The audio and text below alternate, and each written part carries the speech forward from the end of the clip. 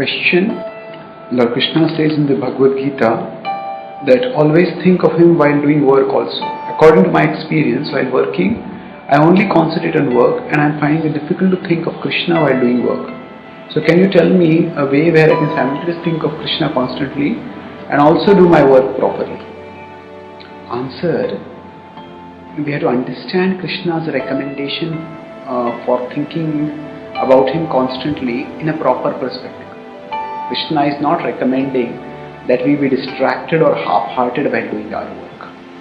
He is recommending that we make our love for him so integral to our very being that it permeates into us and it becomes the motivation for everything that we do. Just as if we love our family, then when we are working, Vishwanath Thakur used this example, that when we are working in our office, we think about our family, think about our children, about our spouse, and we feel that we are doing everything that we are doing for them. So those whom we love, we naturally think about them. And although they may not be in the foreground of our thought, they are definitely there in the background, because we are doing that, whatever we are doing, earning a living and having a respectable way of leading life, that is all for them. So similarly, when Krishna says always think of me, what it essentially means is that we develop our love so much for him that by the virtue of our deep love for him, we will naturally think about him. So how does that become possible for us when we don't have love? So the wonderful thing about Krishna is that just by thinking about him, also our love for him develops. Because Krishna is all attractive. So Prahlad Maharaj used the example that just as an iron filling is attracted to a magnet, similarly, the so pure soul is attracted to Krishna. Currently we are covered over by some contaminations, because of which we are presently not attracted to Krishna.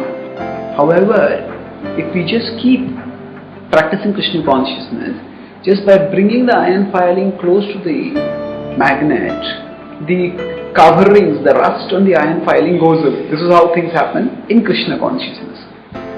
So just by coming close to Krishna, we will become attracted to Krishna. So for us as sadhakas, we try to cultivate the thought of Krishna. How do we do that? We have our exclusive sadhana, we have our spiritual study, our chanting, our association with devotees, where Krishna is in the foreground of our consciousness. Ideally, especially during our sadhana, Krishna should be the only presence in our consciousness. If not only, then at least the primary presence. He should be in the foreground. And then, when we invest our thought, our heart, our emotion in Krishna conscious activities, then naturally we will carry those impressions with us. So apart from that, exclusive focus on Krishna for a significant part of the day, particularly the morning, where we are most fresh and receptive to take in devotional impressions into our consciousness. Beyond that, we can also try to have some background presence. If we are working on a laptop, we can have a desktop, we can have a desktop background picture can be of Krishna, we can have some kirtans going on. When we are driving, we can hear some lectures, have some kirtans. So we can chant, we can work whenever we are not doing any intellectual work, we can chant or we can pray. And in general, we may not be able to think about Krishna while we are doing the work. But if we have made Krishna the goal of our life, right now we may not be having pure love for Krishna, but if pure love for Krishna is our aspiration, that is what we hold as our sacred value in our life, then we are also by that practicing Krishna consciousness. In the sense that our life is motivated for the service of Krishna, and even while other things that we are doing, our worldly professions, our family responsibilities, they are all contributing to our ultimate relationship with Krishna. So in this way, actually what we are essentially doing is trying to establish Krishna as the pervading and unifying goal of all aspects of our life. But in some aspects of our life, Krishna will be in the foreground of our consciousness, that is during our sadhana and explicit devotional activities. And in some other aspects, Krishna will be in the background. So now even in the back, when he's in the background, we try to get him to the foreground gradually.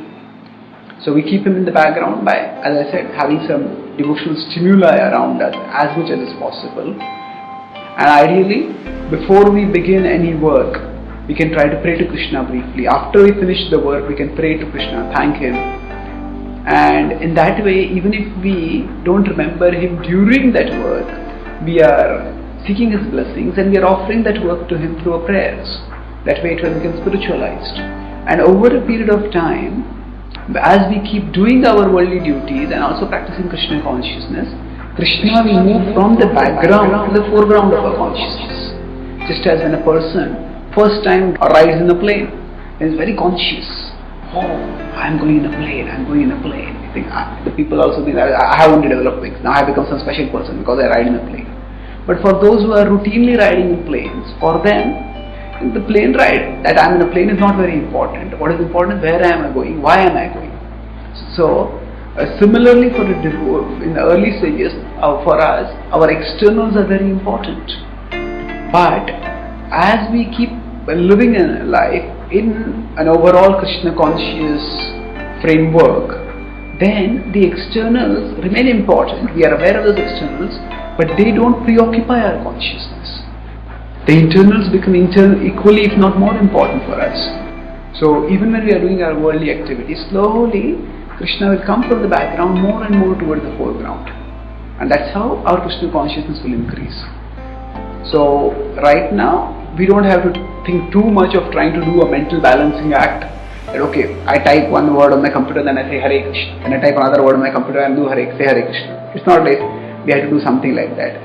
It's not a recipe for being distracted or half-hearted. It's a guideline for making Krishna the Lord of our heart and making Krishna the goal of our life. Then naturally we'll think of him.